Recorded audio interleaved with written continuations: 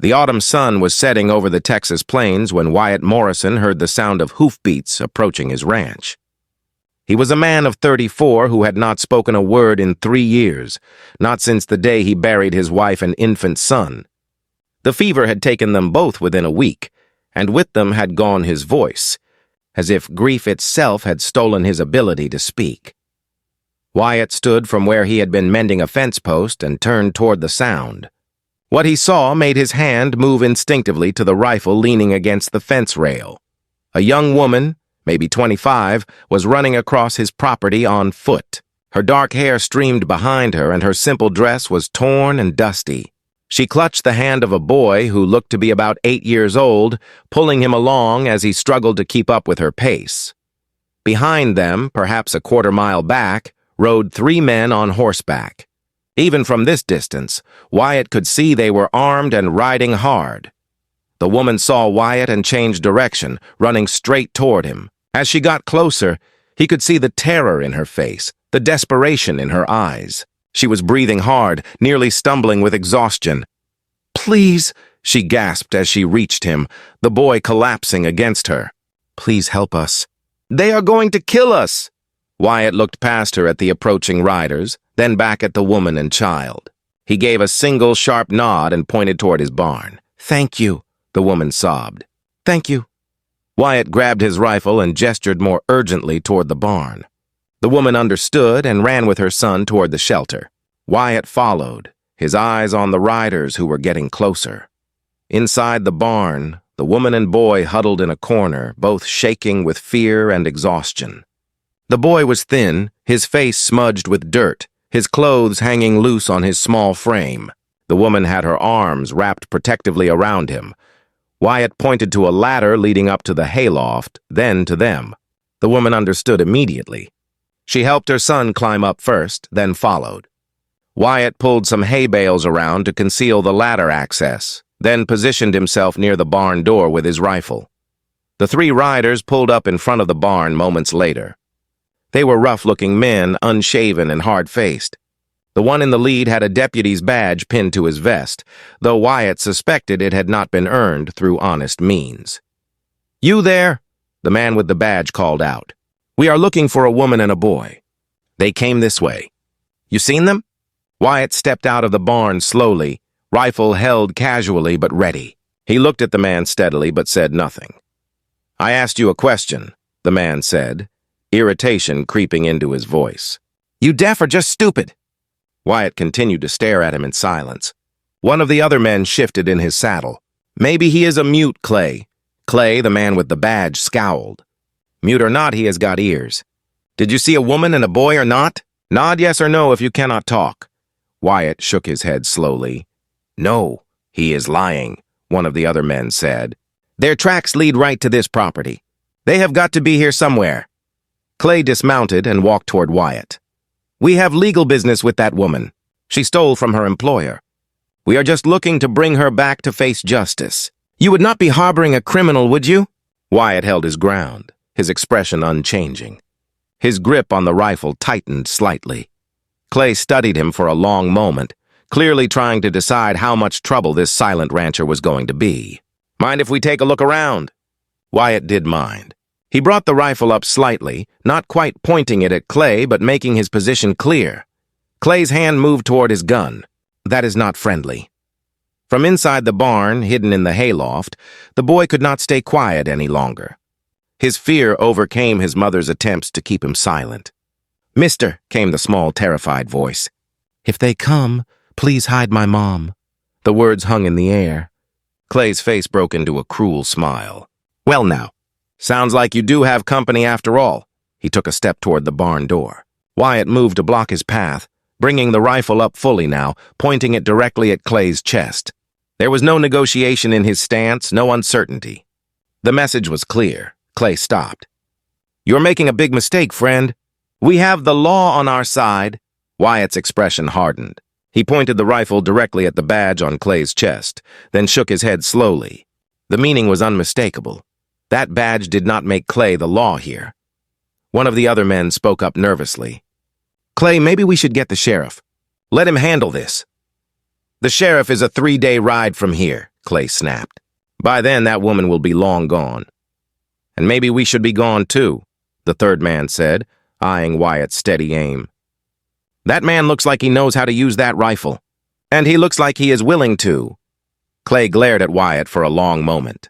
Wyatt stared back, silent and immovable. Finally, Clay spat in the dust and remounted his horse. This is not over, Clay said. We will be back with the sheriff. And when we do, you will answer for obstruction. Wyatt said nothing, just watched as the three men wheeled their horses and rode away. He stayed at the barn door, rifle ready, until they were out of sight. Only then did he lower the weapon and turn back into the barn. He climbed up to the hayloft where the woman and boy were still huddled. The woman had tears streaming down her face. Thank you, she whispered. Thank you for protecting us. Wyatt gestured for them to come down. When they were all standing in the barn, he studied them more carefully. The woman had bruises on her arms, visible beneath the torn sleeves of her dress. The boy was malnourished and had a haunted look in his eyes that no child should have. The woman seemed to understand that Wyatt wanted an explanation. My name is Elena. This is my son, Thomas. Those men, they work for a rancher named Blackwell. I worked in his house as a cook and maid. He took a liking to me, decided I should be more than just his employee. Her voice shook with anger and remembered fear. When I refused him, he beat me. When I kept refusing, he threatened to hurt Thomas. So we ran. He sent those men after us, claimed I stole from him to give them an excuse to drag us back. Wyatt's jaw tightened. He had seen men like Blackwell before, men who thought money and land gave them the right to do whatever they wanted. Elena looked at him searchingly. They will come back, probably with more men. You should not put yourself in danger for us. We will leave as soon as it gets dark. Try to make it to the next town. Wyatt shook his head firmly. He pointed to Elena and Thomas, then to his house, then made a gesture that clearly meant, stay. We cannot ask you to do that, Elena protested. This is not your fight.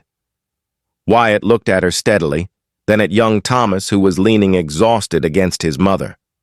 He thought about his own son, the boy who had barely lived long enough to open his eyes, the child he had never gotten to protect or raise.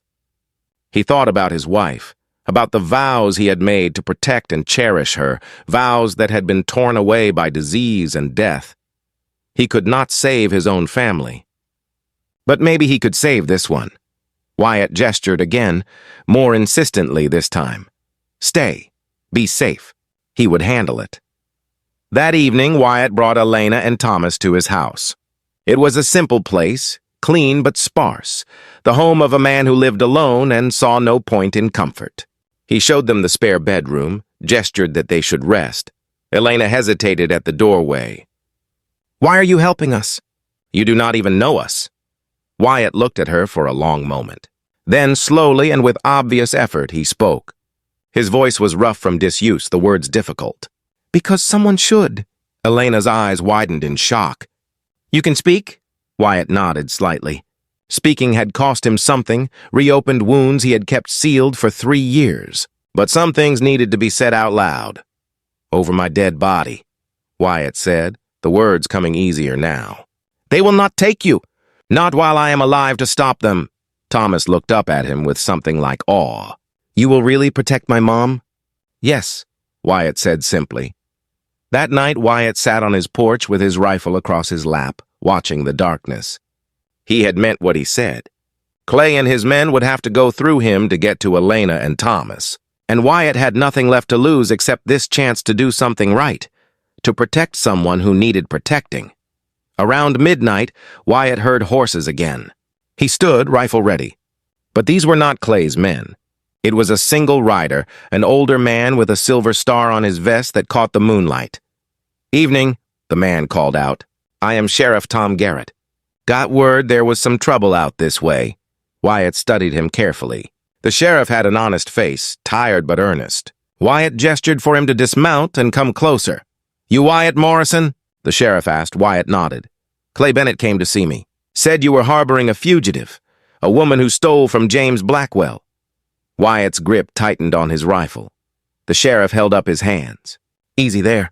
I am not here to cause trouble. I am here because something about Clay's story did not sit right with me. Clay Bennett is Blackwell's man through and through, and that deputy badge he wears is about as legitimate as a $3 bill. The sheriff stepped closer, lowering his voice. Between you and me, I have been trying to get evidence against Blackwell for years. The man thinks he owns half this county, thinks he can do whatever he wants. If you are sheltering a woman and her boy from him, I am inclined to believe they need sheltering. Wyatt relaxed slightly. The sheriff seemed genuine. Can I talk to her? The sheriff asked. Get her side of the story? Wyatt hesitated, then nodded. He went to the house and brought Elena out. She was frightened at first, but the sheriff was gentle with her. Ma'am, I need you to tell me the truth. Did you steal from James Blackwell? No, sir, Elena said firmly. I never stole a thing in my life. Mr. Blackwell, he wanted things from me I was not willing to give. When I refused him, he beat me. When I kept refusing, he threatened my son. So I took Thomas and we ran. I was afraid he would kill us. The sheriff nodded slowly. That fits with what I know of Blackwell. Ma'am, I cannot make him leave you alone without evidence of his crimes. But I can tell you this, I will not force you to go back to him. If Morrison here is willing to give you shelter, you have got my blessing to stay. He turned to Wyatt. You are taking on trouble by protecting her. Blackwell will not let this go easily. Wyatt met the sheriff's eyes steadily and repeated the words he had spoken earlier. Over my dead body. The sheriff smiled slightly. Heard you had gone silent after your tragedy. Guess some things are worth breaking silence for. He tipped his hat. I will do what I can from my end to keep Blackwell in check. You watch yourself, Morrison. After the sheriff left, Elena looked at Wyatt with wonder and gratitude. You would really risk your life for us? We are nothing to you, Wyatt thought about that. It was true that he had known them for less than a day, but he had learned something important in the years since his wife and son died. Life was not about avoiding pain or risk. It was about choosing what and who you were willing to fight for. You are someone who needs help, Wyatt said, his voice still rough but growing stronger. That is enough. Over the following weeks, Elena and Thomas stayed at Wyatt's ranch. Elena helped with the housework and cooking, refusing to be a burden. Thomas followed Wyatt around like a shadow, watching everything he did, slowly coming out of his shell of fear. Blackwell's men came 3 more times. Each time, Wyatt sent them away, backed by his rifle and his unwavering resolve. The sheriff made good on his word, investigating Blackwell's operation and making it clear that any violence against Wyatt or his guests would not be tolerated. Slowly, Elena began to smile again. Thomas started to laugh, to play, to act like a child should act, and Wyatt found himself speaking more, finding words again after years of silence. One evening, as they sat on the porch watching the sunset, Elena said quietly, We should leave. We have brought you nothing but trouble. You have brought me more than trouble, Wyatt said. He gestured around at the ranch, at the house that no longer felt empty. You have brought me back to life.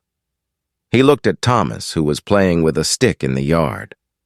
I had a son once, for one day. I never got to see him grow, never got to teach him things or watch him play. Being around Thomas, it hurts sometimes. But it is a good hurt. A hurt that reminds me I am still alive. Elena reached over and took his hand. You are a good man, Wyatt Morrison. I am a man who lost everything and found something worth protecting again, Wyatt replied. That is all. 6 months after that desperate evening when Elena and Thomas had run onto his property, Wyatt stood in the sheriff's office. The sheriff had finally gathered enough evidence to arrest Blackwell on multiple charges, including assault, attempted kidnapping, and abuse of authority. Could not have done it without your testimony, Morrison, the sheriff said. You and Elena both. Blackwell is going to prison for a long time. Wyatt nodded. It felt right, felt like justice had actually been served for once. When he got back to the ranch, he found Elena teaching Thomas his letters at the kitchen table. The boy looked up when Wyatt entered, his face breaking into a smile. Wyatt, Mom is teaching me to read. Wyatt smiled back. Hearing his name from Thomas's mouth, seeing the trust and affection in the boy's eyes, it filled something in him that had been hollow for so long. That night, After Thomas was asleep, Wyatt and Elena sat on the porch as they often did. Elena had been quiet all evening. "What is on your mind?" Wyatt asked. "Blackwell is going to prison," Elena said. "We are safe now. Thomas and we could leave, find a place of our own. You have done so much for us already. We should not impose on you any longer." Wyatt was quiet for a long time. Then he said, "What if I do not want you to leave?" Elena turned to look at him. "What do you mean?" "I mean that this house has been a home again since you came here. I mean that I wake up now with a purpose beyond just surviving another day. I mean that Thomas makes me remember what it is like to have hope for the future." He met her eyes. "I mean that I have come to care for you both. More than I thought I could care for anyone again." Elena's eyes filled with tears. "Wyatt, are you saying what I think you are saying?" "I am saying that I lost a family once," Wyatt said. "And I never thought I would have another chance at that. But then you and Thomas ran onto my property, and you gave me something to fight for again. You gave me a reason to speak again after years of silence." He took her hand. "I am not asking you to love me. I'm just asking you to stay. Let me be a father to Thomas. Let me give you both a home where you are safe and valued. And maybe over time we can build something real together." Elena was crying now, but she was also smiling. "You already are a father to Thomas. He talks about you constantly. Tries to do everything the way you do it. And as for me, I think I started caring for you the day you stood between us and those men and refused to let them pass." She leaned her head on his shoulder. "Yes, Wyatt, we will stay. We will build something real together." 5 years later, Wyatt Morrison stood at the fence line of his ranch watching his son Thomas work with the horses. The boy was 13 now, confident and strong. Nothing like the frightened child who had hidden in the barn and begged a stranger to protect his mother. Behind Wyatt, he could hear Elena singing in the kitchen as she prepared dinner. They had married 2 years ago in a simple ceremony, making official what had already been true in their hearts. A younger child's voice called out, "Papa, look at me!" Wyatt turned to see his daughter Rose, born a year ago, taking wobbly steps on the porch. Elena stood nearby, ready to catch her if she fell. Wyatt smiled and waved at his daughter. His family, his second chance, the life he had never expected to have again. He thought about that evening 5 years ago when Elena and Thomas had run onto his property, desperate and terrified. He thought about the choice he had made to protect them, to put himself between them and danger. That choice had cost him something. Blackwell's men had come after him more than once, and one confrontation had left Wyatt with a scar on his shoulder from a knife wound. But it had given him everything that mattered. Thomas rode up on his horse, grinning. "Did you see that jump I made?" "Clean and smooth, just like you taught me." "I saw," Wyatt said. "You are getting good. Better than I was at your age," Thomas beamed with pride. "Maybe someday I will be as good as you." "You already are," Wyatt said quietly. "In all the ways that matter." That evening, with his family gathered around the dinner table, Wyatt listened to the sounds of life and love filling his home. Elena telling stories that made everyone laugh. Thomas talking excitedly about his plans for working with the horses. Little Rose babbling in her high chair, reaching for everything. This was what he had fought for that day. This was what he had broken his silence for. Not just to save 2 desperate people, but to save himself. To give himself a reason to speak again, to live again, to hope again. Elena caught his eye across the table and smiled at him with love and gratitude. And Wyatt smiled back. This man who had lost everything and found it all again, who had made a promise to a frightened boy and a desperate mother and had kept it at any cost. "Over my dead body," he had said. "Over my dead body will they take you," and he had meant it, would mean it still, every day for the rest of his life, because that was what family meant. That was what love meant. Standing between the people you cared about and anything that would harm them, no matter the cost. That was what made a life worth living. That was what made silence break into speech, what made a broken heart learn to beat again. The chance to protect, to provide, to be present for people who needed you, and in protecting them, Wyatt had been protected too. In giving them a home, he had found his way home. In breaking his silence to defend them, he had found his voice again. That was the gift Elena and Thomas had given him that desperate evening. Not just the chance to be a hero, but the chance to be human again. The chance to matter, to love, to build something that would last. And that, Wyatt knew, was worth everything. If this story resonated with you, please like, share, and subscribe for more tales of courage, second chances, and the families we choose. Comment below about what this story meant to you.